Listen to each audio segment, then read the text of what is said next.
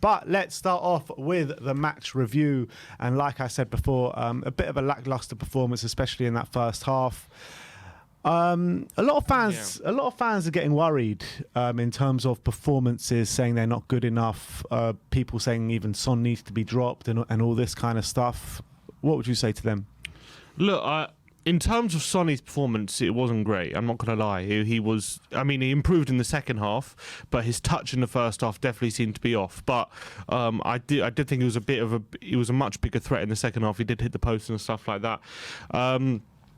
Look, I guess I'll go in the overall performance to start, I guess, before going into like individual issues. I think there is a problem that Spurs have encountered under Antonio Conte more than once with these slow starts. I think last season as well, we had this problem a few times where we'd open the game with a lack of energy. We would get dominated for the first 45 minutes for one reason or another, either tactically or physically, and then we'd regain control in the second half. I remember one game, there was Newcastle at home. I remember last season we were 1-0 down, I think, at half time, and we ended up winning the game 5-1. I remember Leicester at home, we started the game pretty slowly and then ended up coming out in the second half. Southampton, even first game of the season, didn't have the best first half, but then completely took Southampton to task in the second. So this isn't a brand new problem, but what I would say is the fact that we can have these games where the opposition have the upper hand, but we can regain control, is a positive, because it's very difficult to change games in the Premier League to an extent where you're regaining control like the way we've done. Sometimes, a lot of the times, other teams will lose control of a game and they'll never get it back. So the fact that we can have the ability to do that is positive. But we have to look at the reasons why we're struggling so much on occasion in these first halves, because one day it's gonna happen like last season, where we'll be 2-0 down after 20 minutes, like against Wolves, and then the game will be gone, and that can't be acceptable, to be honest. So I think I can understand the fans' frustrations, but also I think the fans also need to give the team credit for the way they came out in the second half, regained control of Wolves, those chances they created, and the fact that we were able to be the better team at the end of the day. And I think we had a pretty solid performance in the second half. So there's nothing to panic about for me. But I think there's definitely a lot of room for improvement. Yeah, I mean, there's a bit of a narrative going on in the Spurs fan base that Spurs didn't deserve to win that game yesterday. I've been seeing a lot of that online, and I just don't buy that at all, because I thought Spurs, fine, like Wolves were the better team in that first half by some stretch, but they still didn't really create too many clear-cut chances. I mean, how many times did Lloris actually make a good save yesterday? There was a few like routine saves in there from Lloris yesterday, but ultimately most of their chances were all from 30, 25 yards, smackers from outside the box. They had that like for Nunes header. That was pretty much their best chance. I mean, Dyer was bad in that because he let Nunes get in front of him, and that should never have happened. But even that would have been a great header if you could. Yeah, it would have been. I mean? But what I'm saying is that they're limited to chances. We're not giving away chance after chance after chance for the amount for how the Spurs fans are talking about this game. It feels like to me that we were giving away chance after chance. We were open up time and time again, but that just wasn't the case yesterday. Yeah, I agree with that. What I would say is it was probably a bit too easy for Wolves to get shots off. They did have 10 shots, and although most of them, I would say, were not in very good areas, it was way too easy for them to get into our final third and be able to get the shots off. That's what I would say, and that's probably what disappointed a lot of fans. And I get that, but I also agree with you that in the first, like when you're playing as badly as we were in the first half, when we were playing pretty badly, and we're only conceding that level of chances, like that's decent, because it means that the structure is there, so that it's still very difficult for the opposition to create chances, even when we're playing very badly, and that's a positive thing. And then when we have the ability to step up like we did in the second half, and then gain the upper hand, like I think it's definitely a positive thing that we have the ability to do that. That's what I would say. Yeah, I agree with that. And look, I'm not disagreeing, saying like the first half was anywhere by any stretch of the imagination good enough, but when you're looking at the whole game as as a whole. I mean, I think when people are talking about us being not good enough, they're literally just talking about the first half. They're not looking as the whole game as a whole and seeing the chances both teams created, because ultimately Spurs created the better chances yesterday. Sonny hit the post, Kane hit the bar. There were other chances as well, which we probably should have done better from. And ultimately, we're the ones that put the ball in the back of the net as well. So I think that, look, it wasn't a great performance yesterday. Everyone can agree on that. But getting over the line is the most important thing. And I think the results and the performances will come. I'm certain of that. And when you're looking at this game, Wolves at home, historically, since they've come into the Premier League, they've given us no ends of problem, which roots back to the Pochettino days, right? And Chelsea away, that roots back to the beginning of the Premier League times. And to get a point out of that game and 3 points out of the Wolves game, and we move on against teams that we historically do better against, I'm happy with that. I'm happy with the start of the season. I really am. Yeah, and I think Wolves as well. I think people are underestimating them because they've got some seriously good players. Neves, I thought, was phenomenal throughout most of the game yesterday. Yeah. Nunes looks like looks like he's going to be a good player for them. The front three has a lot of pace and trickery in Neto, Podence, and Guedes, and then obviously Jimenez came on in the second half. But I predict they're going to take points off some of the big six this season. I'm sure of that. They have the quality. So obviously we had to suffer a lot in this game, and we were tactically on the back foot in the first half, and we had to dig in and just make sure we didn't concede, which I think we did.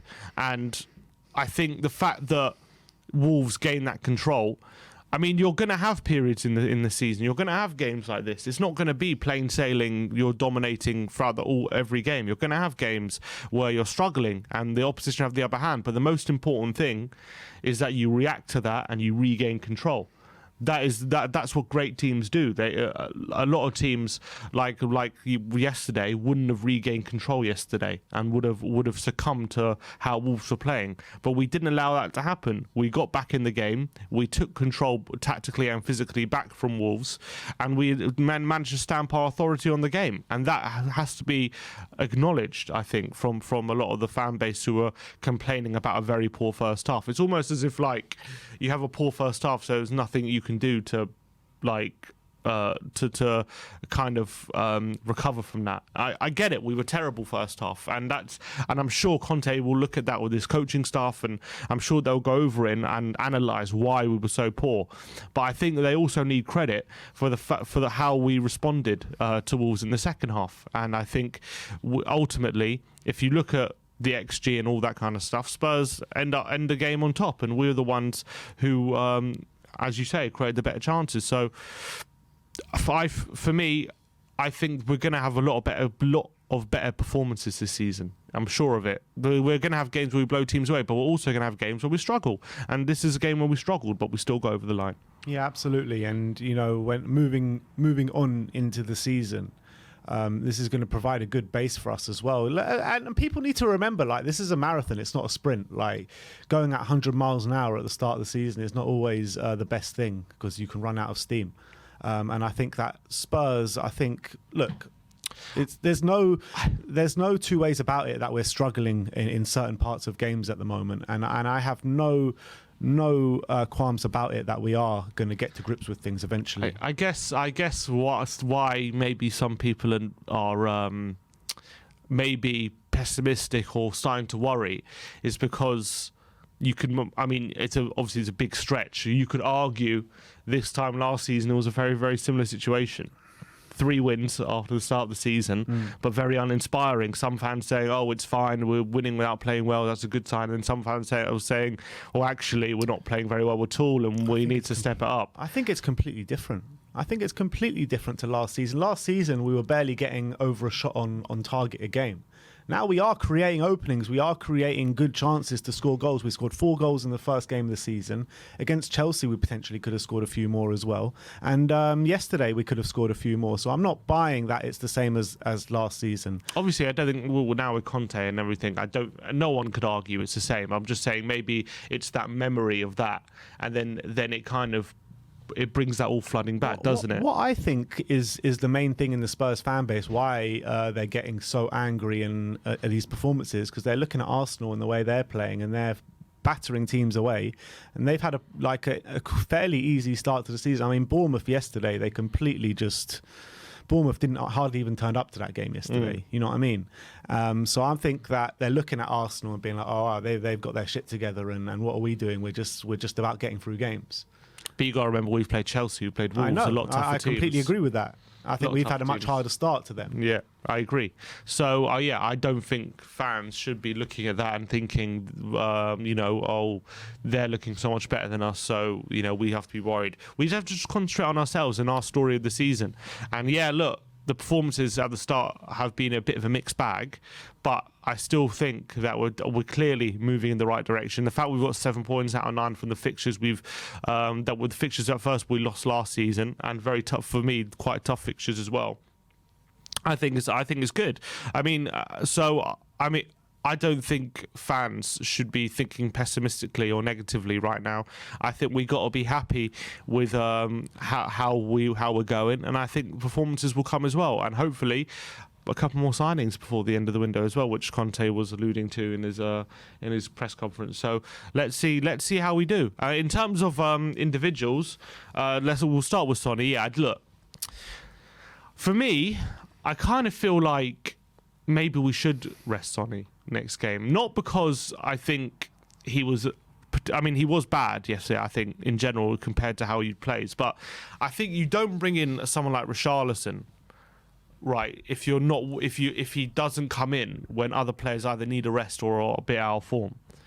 So I understand. Look, and Sonny could start next week and bag a brace, and then everyone will shut up. But I feel like if a player isn't on top of their game for whatever reason, and Sonny does go through these periods occasionally where he goes 4 or 5 games where he's looking a bit tired and lethargic, maybe he does need a rest, then you have someone there ready and waiting. Richarlison, you spent £60 million on him. This isn't like a situation like a Bergwijn or whatever where you're not really confident in him filling in. You should be, at this point, be more than willing to put Richarlison in if you feel like one of the players isn't up to it right now.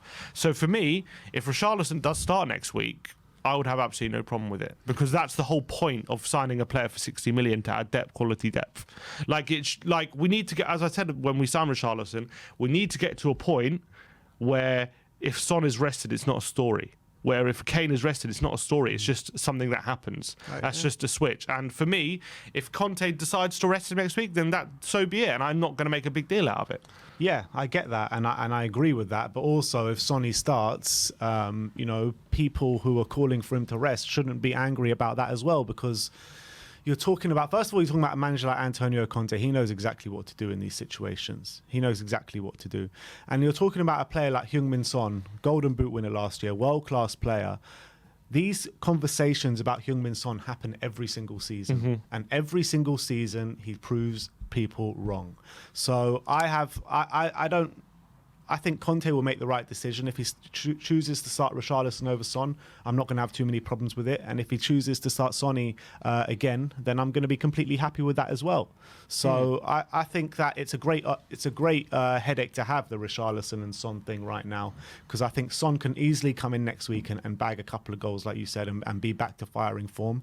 And Richarlison, he's knocking on the door at the moment because he's come on the last 2 games and really made an impact. Yeah. So I think it's a really good problem to have. But this thing about Sonny, it literally happens every single year, these conversations. And every year he proves people wrong. Even with Kane, it happens as well. After he goes through bad games, he's slowing down, this and that, and then he will go back the next week and score a hat-trick or something, and then everyone will be quiet. So, but the only thing I would say is, now we have... when Sonny is going through these periods, last season we didn't really have an alternative. We had to just keep playing him. And we had to pretty much play him through his bad form until he got good again. And he thankfully did get good again after a few games. And he always will, because that's the quality he has. Will. And I completely agree. But now we don't have... But I'm saying now, with Richarlison here, we don't have to do that. We don't have to play him through these bad periods. He can rest, or he can, fight his way back in the team, or whatever it is. But he can actually spend some time on the bench now because we have good alternatives. And now Conte, he shouldn't be an excuse now for Conte if Son isn't playing that well or whatever, that he has to keep playing him because he has no alternatives. That excuse for me is out the window. He has alternatives now, and so Richarlison for me should get opportunities if Conte feels like Son needs a rest. Let's talk about. I want to talk about Rodrigo Bentancur because there's a lot of conflicting kind of reports on his performance yesterday. I saw on Match of the Day last night, Danny Murphy said he was our best player yesterday, which I thought was a bit strange. I thought first half he was really poor, actually, really poor, and he kept losing the ball in dangerous areas. His passing was off, wasn't really providing. I mean, the Wolves midfield dominated him in that first half. Second half, I thought he actually did play well, and he was one of the better players. He was driving the team forward. His passing was better, and he was much more combative in there in the middle of the park. It was a very much a game, like a bit similar to the Spurs performance was Rodrigo Bentancur yesterday. Poor in the first half, much better in the second half. And the thing is with Bentancur, I feel like it's been like this a bit like throughout the season so far in these first 3 games. He's been a bit poor in one half and then really good in the second half. What is it with him? Why can't he consistently play throughout the 90 minutes this season? I don't know. I would say the whole Spurs team has suffered from this. I don't think it's just Bentancur, so I wouldn't single him out for that. But what I would say is I think Bentancur has this reputation now of being really silky on the ball, of being very calm and composed when he's being pressed and in possession, all that kind of stuff. And I think that's obviously a fair reputation for him to have. But I think because he has that reputation, a lot of his good work off the ball goes unnoticed. And I think his tackling and his interceptions for me are the strongest part of his game. I think off the ball he's a phenomenal central midfielder, and he does so much, and he does so much good work winning the ball back and setting us off on attacks and quick little passes into space which set us off going forward. He is very, very good at that, and I think a lot of that doesn't get noticed. And then when he does something in the middle, which is obviously a negative, like a bad thing, like for example yesterday where he played that first time pass just into no one and set Wolves on an attack, that is very, very much going to be noticed a lot more than a lot of good interceptions and tackles that he does. And I think Bentancur second half off the ball was brilliant, and I think for me, there's things he has to improve on, but I still think he's had a pretty solid start to the season for me. And I think he's been very, very strong in the structure of the team, allowing us to get forward. When you see us break into space very quickly, the amount of times that starts from Bentancur is so many. If you rewind back to the start of moves, him just playing little square passes into Højbjerg that allow him to burst forward or into the wing backs or something, he's very, very good at doing that. So I would just say that I think Bentancur. I don't think, when I say goes unnoticed, I don't even think that's that true, because I still think the fan base rate him a lot, and I think the fan base can see how much good he's doing. I just think in general, when the whole context of his performance is taken as a whole, I think those things can be overlooked sometimes. Yeah, it's a fair point. It is a fair point. And his midfield partner, Pierre-Emile Højbjerg, what did you make out of his performance yesterday? I thought he was pretty good. I was pretty happy with him, to be honest. I thought, especially again, as with the whole team in the second half, I thought he really stepped up. There were times where we were under a bit of pressure in the second half, and he was able to relieve it with a couple of lung-busting runs down the line, earning throw-ins, earning free kicks, helping out the attack, linking up with Bentancur. I think the way Højbjerg is able to have a bit of an all-round game, I think as well is that's also overlooked for me from the fan base, because he does a lot of simple things very well. And I think because it's not flashy, because it's just simple football that is done to a good standard, I think fans overlook that as being very easy to do. And then when he misplaces a pass, the narrative comes that he misplaces simple passes and he's not a very good footballer and all this kind of stuff, and he's rubbish. And I think if people think Højbjerg is not very good, or if people think that Højbjerg is average or anything like that, I think they don't take into account how much he does for the team on both ends of the pitch, going forward and going back. I think he tops the metrics so consistently on tackles, interceptions, recoveries, and he tops the statistics on progressive passes. And I saw a stat as well the other day. Moved, if you see how many moves have started from Højbjerg, I think he was like second in Europe. That led to a shot or something. Second to like Brozovic from Inter Milan, who's obviously a playmaker. Yeah. And I think his playmaking ability, I don't think he's a playmaker, but I think his ability to make attacks and make things happen in the final third is better than people give him credit for. I don't think he's elite at it, but I think if you ask a lot of fans, they'll probably say he doesn't do it at all. But I think it goes under the radar how much he does do for us going forward. I completely agree. And you're looking at these like defence splitting passes sometimes. They come from Højbjerg. I mean, how many times have we seen it already this season? Like his forward passing, his dinks over the top, even through balls down on the ground. So I think... for one, I think Højbjerg was one of our better players yesterday. I really appreciated his performances, and I love the way he drives the team forward. I really do, and he just never stops running throughout the whole game.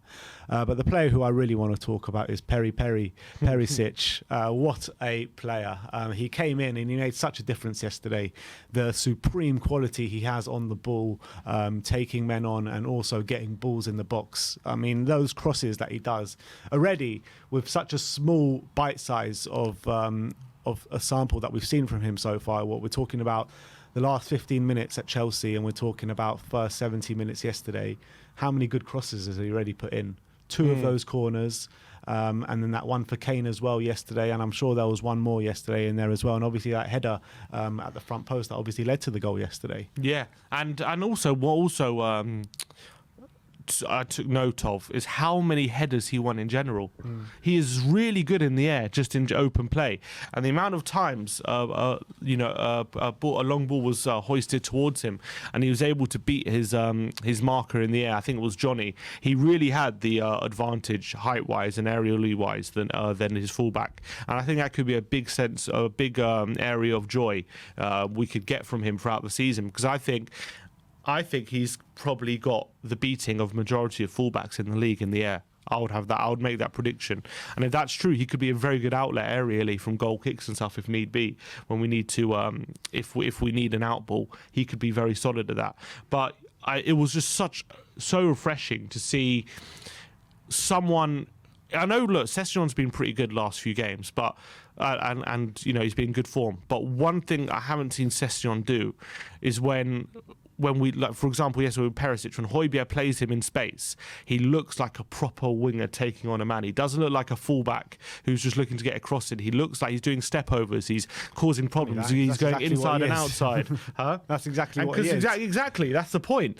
And that's exactly what Conte wants. If you, I've got a heat map to show later, but if you look at his average position, he was pretty much playing as a winger. He was nearly as high as Son for a lot of the game.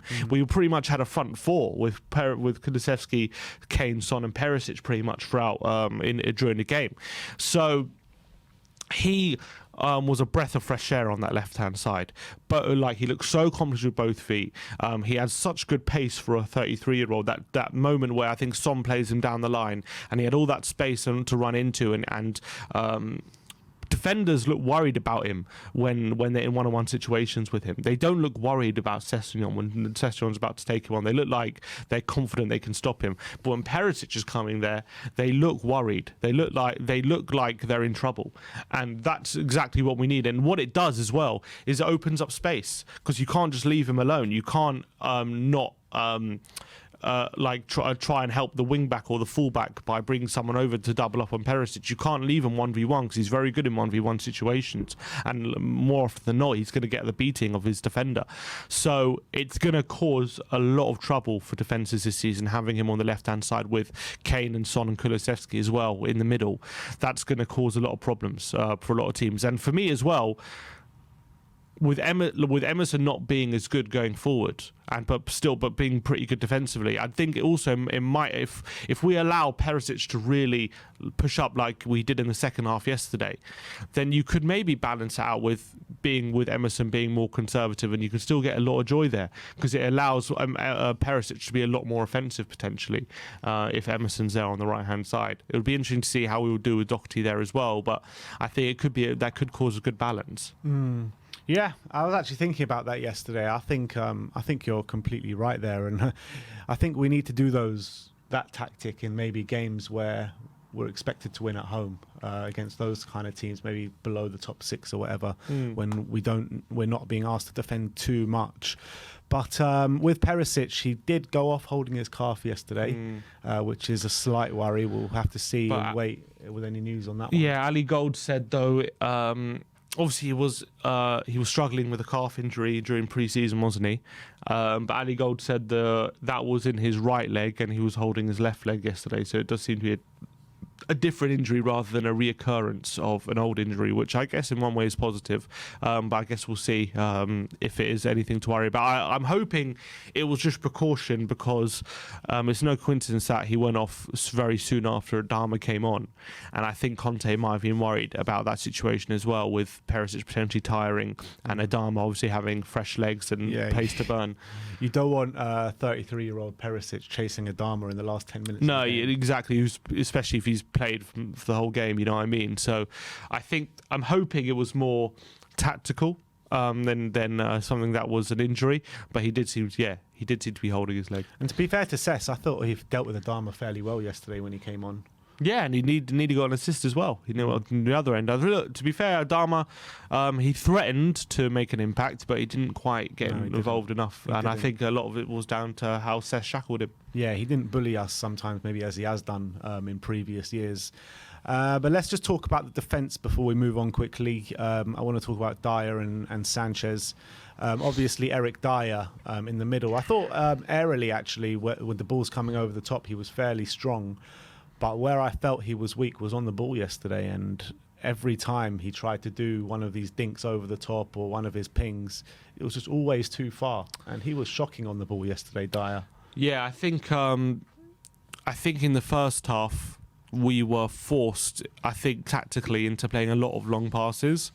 I think that's usually a telltale sign of when we're struggling, when we go long too often, and definitely we were doing that yesterday.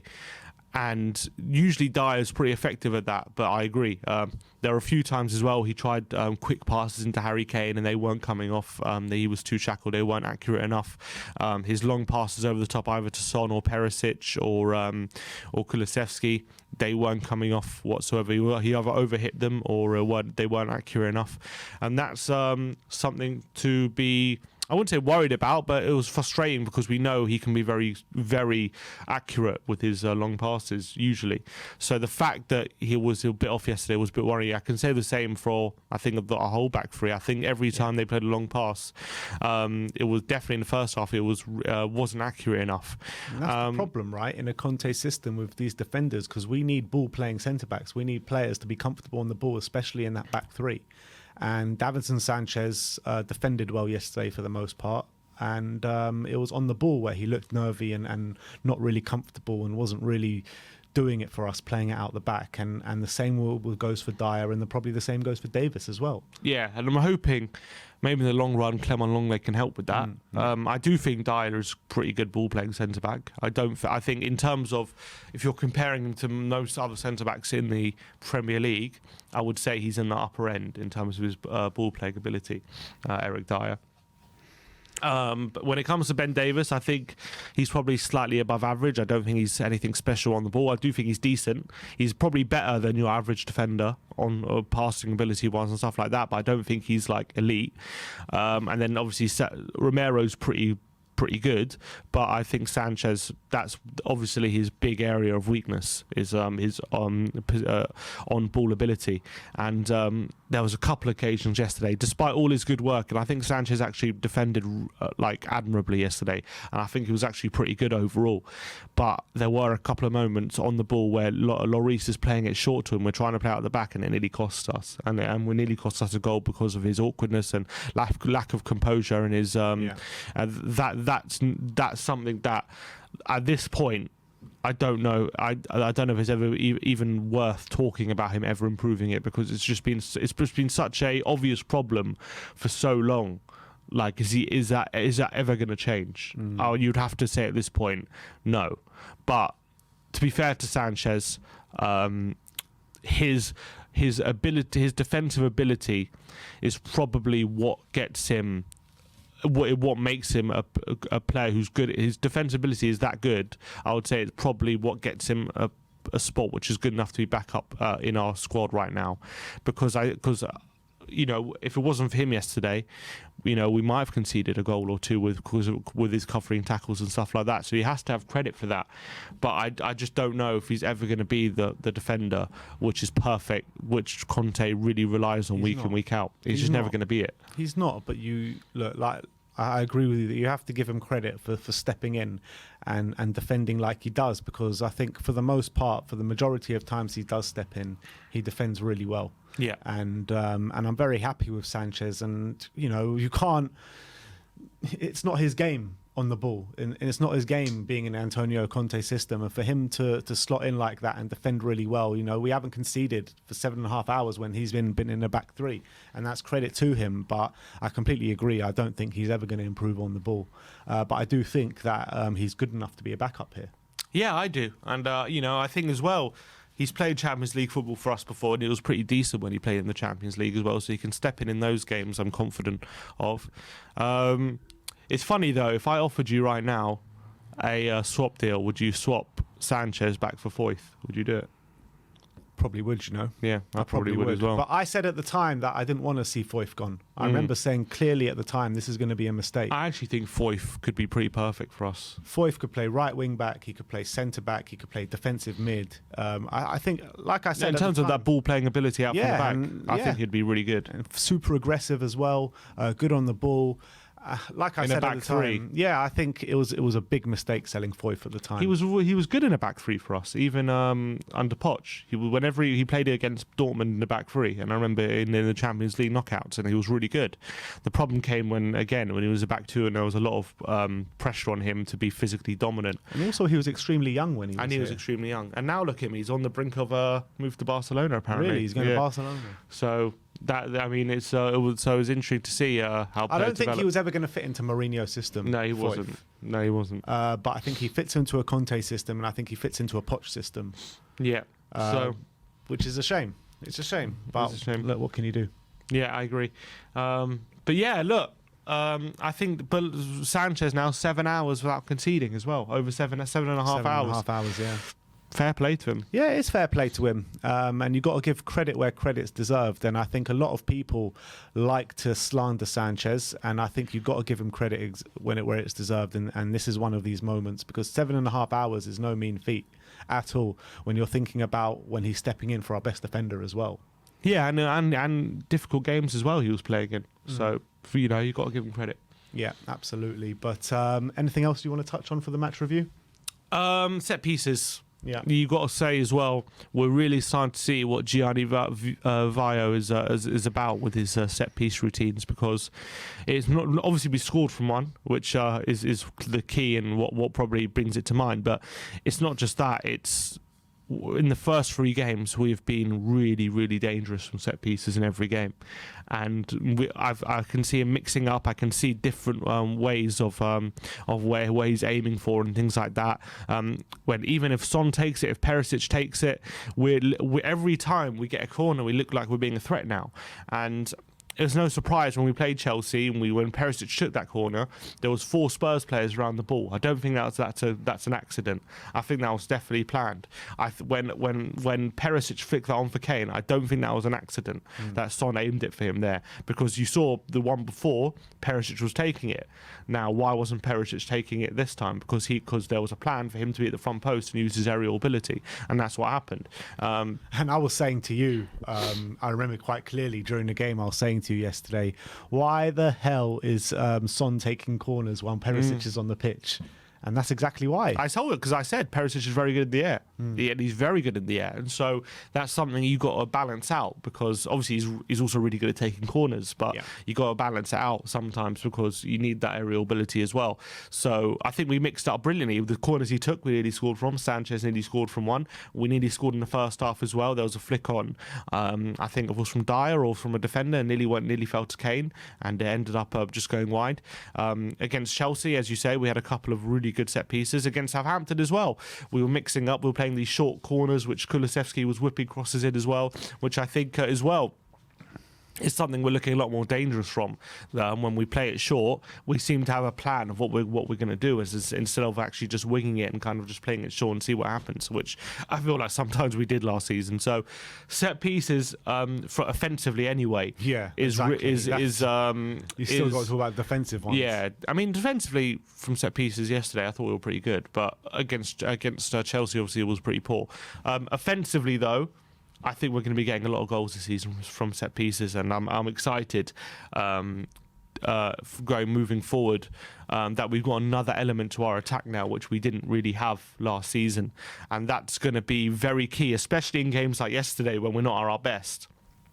Set pieces can be crucial in these games, even like scoring against the run of play and all things like that. So that's going to get us a lot of points, I reckon. Yeah, I completely agree, and we've seen it already this season. It's really starting to come to the fore. I mean, we've had goals come from set pieces in every game this season. Maybe not the Southampton game directly, but it still came from a corner, the Dyer goal. So I think Chelsea looked really strong yesterday, looked really strong.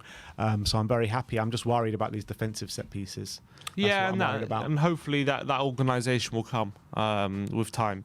But I'm just glad that already, within 3 games, we're seeing the difference in offensive, and that's impressive. I think you got to hand it to him, because a lot of times when coaches implement something, it can take a lot of time for it to be borne out on the pitch. But the fact it's been so quick is very impressive. Yeah, completely agree. But I think that is it for our match review today. That 1-0 against Wolves at the Tottenham Hotspur Stadium yesterday.